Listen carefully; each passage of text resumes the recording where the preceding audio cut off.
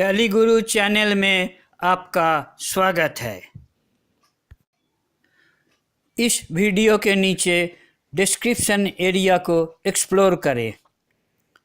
आपको इस टॉपिक संबंधित सभी वीडियो तथा ब्लॉग्स का URL लिंक एकत्रित मिलेगा। आप अपने पसंद की कोई भी लिंक क्लिक करें।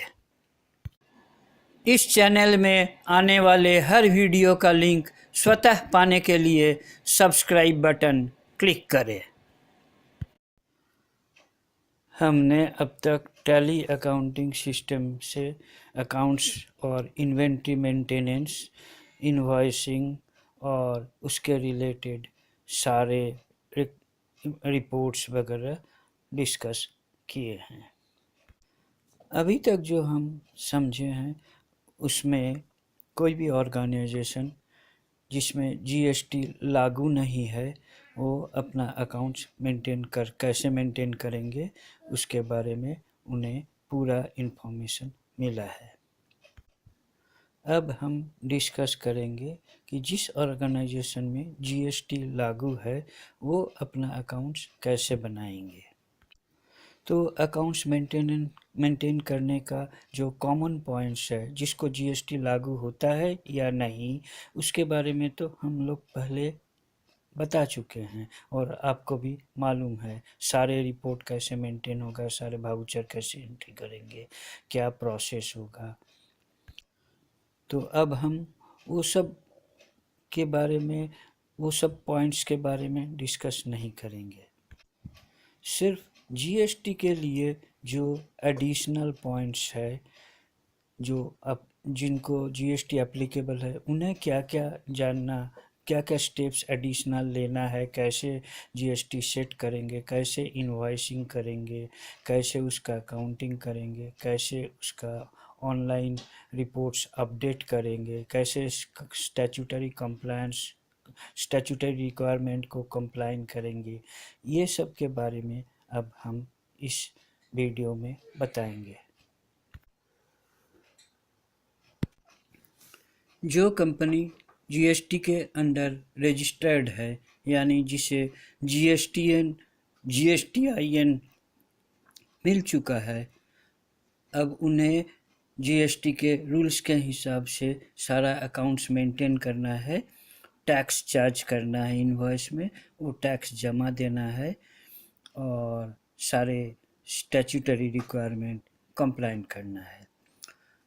ये सब करने के लिए पहले टैली में करने के लिए नेचुरल है कि टैली में GST ऑप्शन को पहले एक्टिवेट करें, क्योंकि GST ऑप्शन एक्टिवेट नहीं करने से GST रिलेटेड जितने भी फीचर्स है वो आपको मिलेंगे नहीं। कंपनी में GST एक्टिवेट करने के लिए पहले राइट साइड बटन बार में F11 फीचर्स बटन क्लिक करें। तब आपको कंपनी फीचर्स मेनू मिलेगा। कंपनी फीचर्स मेनू में आप स्टैट्यूटरी एंड टैक्सेशन सेलेक्ट करें या F3 क्लिक करें तो आपको स्टैट्यूटरी एंड टैक्सेशन मेनू मिलेगा। अब स्टैट्यूटरी एंड टैक्सेशन स्क्रीन में GST का ऑप्शन आप ऐसे सेट करें। Enable goods and service tax में GST एक्टिवेट करने के लिए यस टाइप करें। फिर सेट ऑल्टर GST डिटेल्स में यस टाइप करें। GST डिटेल्स एंट्री स्क्रीन में स्टेट फील्ड में आप स्टेट सेलेक्ट करें। यहाँ कर्सर लाते ही आपको लिस्ट ऑफ स्टेट्स में सारे स्टेट्स और यूनियन टेरिटरीज की लिस्ट मिलेगी। इससे आपकी कंपनी जो जिस स्टेट में GST के अंडर रजिस्टर्ड है उसे सेलेक्ट करें। यह बहुत केयरफुली करें, इसमें कोई गलती नहीं होनी चाहिए, क्योंकि इस स्टेट से ही फिर आपका कोई ट्रांजैक्शन इंटर स्टेट है या इंट्रा स्टेट यानी स्टेट के अंदर है या स्टेट के बाहर है, ये डिसाइड होगा। अगर पार्टी का स्टेट भी आपके स्टेट और आपका स्टेट अगर एक है तो वो इंट्रास्टेट है, और अगर अलग अलग है तो वो इंटरस्टेट है। रजिस्ट्रेशन टाइप, इसमें क्योंकि जो रजिस्टर्ड कंपनी है, जीएसटी में रजिस्टर्ड कंपनी है, उसमें उसके लिए आपको रेगुलर सिलेक्ट करना होगा। ये रेगुलर ऑटोमेटिकली सिलेक्टेड ही रहता है, तो बाय डिफ़ॉल्ट आपको रेगुलर सिलेक्टेड मिल जाएगा। GSTIN फील्ड में कंपनी का GSTIN नंबर, जो कि GST और से मिला है, आपको अलॉट किया गया है रजिस्ट्रेशन के बाद में, वो नंबर करेक्टली टाइप कीजिए। इसमें गलती होने से आपको इनपुट क्रेडिट और आपके रिटर्न में हर जगह प्रॉब्लम आएगी और आपका रिपोर्ट सही नहीं होगा। इसे बहुत केयरफुली टाइप कीजिए। यह नंबर 15 डिजिट का होता है। फर्स्ट 2 डिजिट जिस स्टेट में आपका रजिस्ट्रेशन है उसका कोड रहेगा, उसके बाद में 10 डिजिट का पैन नंबर रहेगा, और फिर 3 कैरेक्टर और रहता है, जो कि हम लोग बाद में एक्सप्लेन करेंगे। डेट ऑफ एप्लीकेबिलिटी, यहाँ आप 1 जुलाई 2017 टाइप करें, क्योंकि जीएसटी उस दिन से ही हमारे देश में लागू हुआ है। तो 1/7/2017 आपका फिनंशियल ईयर हो सकता है अप्रैल से हो, तो 1/7/2017 के पहले का इस फिनंशियल ईयर में जो भी बिल है उसमें जीएसटी अप्लाई नहीं होगा। तो उस डेट का बिल या कोई वाउचर में टैली कोई जीएसटी कंप्यूट नहीं करेगा, चार्ज नहीं करेगा, जीएसटी की कोई भी एंट्री उसमें रहेगी नहीं।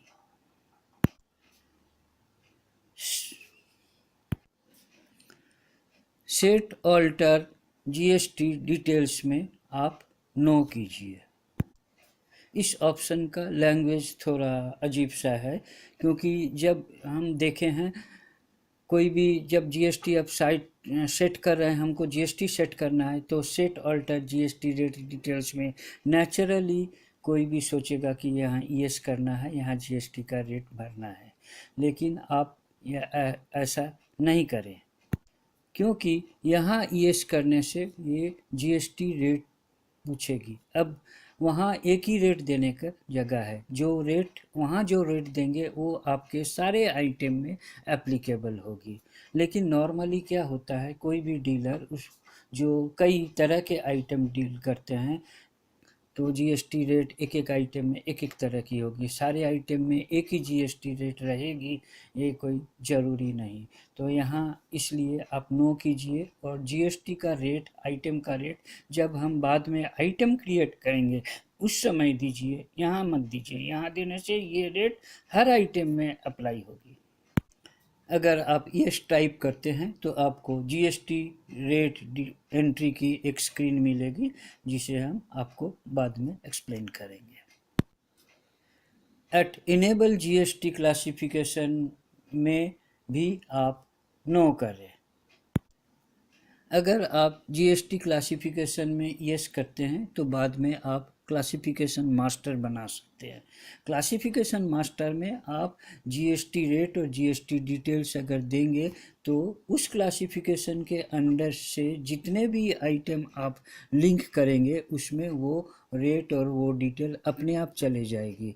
उसमें एक फ़ायदा है कि आपको हर आइटम में रेट वगैरह जीएसटी का डिटेल्स देना नहीं पड़ेगा। क्लासिफिकेशन में दीजिए, और उस मान लीजिए 12% के लिए क्लासिफिकेशन किया, 5% के लिए क्लासिफिकेशन किया, 12% के लिए, 18% के लिए क्लासिफिकेशन किया, तो जितने भी आइटम 12% के हैं उसको 12% क्लासिफिकेशन से लिंक कर सकते हैं।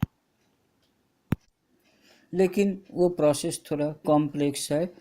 आप अगर आपके बहुत आइटम एक ही रेट में है तो कई आइटम का, वो सब आइटम का एक क्लिक में कैसे रेट भर सकते हैं, ये हम बाद में बताएंगे। तो और बाद में हम क्लासिफिकेशन के बारे में भी बताएंगे। तो फिलहाल आप क्लासिफिकेशन में नो कीजिए, हम लोग सारे जीएसटी के डिटेल्स हर आइटम में भरेंगे, क्लासिफिकेशन में नहीं। At provide LUT bond details में नॉर्मली एक्सपोर्टर इंपोर्टर के अलावा बाकी सब ऑर्गेनाइजेशन के लिए नो होगा, क्योंकि ये ऑप्शन उनके लिए ही लागू है, और इसके बारे में भी हम अप्रोप्रिएट जगह में आपको बताएंगे कैसे सेट करना है। तो आप अभी इसे नो टाइप कीजिए। अगर आप set alter GST rate details में यस किए हैं तो आपको टैक्स रेट डिटेल्स स्क्रीन मिलेगा। टैक्सेबिलिटी फील्ड में टैक्सेबिलिटी लिस्ट से टैक्सेबल सिलेक्ट करें, क्योंकि जीएसटी एप्लीकेबल है तो आपको टैक्सेबल सिलेक्ट करना है, टैक्स लगाना है। इंटीग्रेटेड टैक्स रेट कॉलम में आप रेट टाइप कीजिए, जो रेट आपके हर आइटम में एप्लीकेबल होगा। हमने पहले ही बताया है, आप GST rate set alter GST rates में ये तभी टाइप करेंगे जब हर आइटम में एक ही रेट अप्लाइड हो, तो वहाँ ये रेट यहाँ पे टाइप कीजिए। जीएसटी रेट फील्ड में सिर्फ आईजीएसटी इंटीग्रेटेड टैक्स रेट करना ही काफ़ी है। सीजीएसटी और एसजीएसटी अपने आप टैली आधा आधा करके इंटीग्रेटेड टैक्स रेट में जितना भी रेट टाइप करेंगे, जैसे 12% है तो सीजीएसटी और एसजीएसटी में 6% करके टैली अपने आप सेट कर देगा। लेकिन आपको अगर आईजीएसटी, सीजीएसटी, एसजीएसटी तीनों में ही रेट शो करना है तो आप F12 क्लिक करके करें तो कॉन्फ़िगरेशन ऑप्शन आपको मिलेगा। कॉन्फ़िगरेशन स्क्रीन में show all GST tax types में यस टाइप करें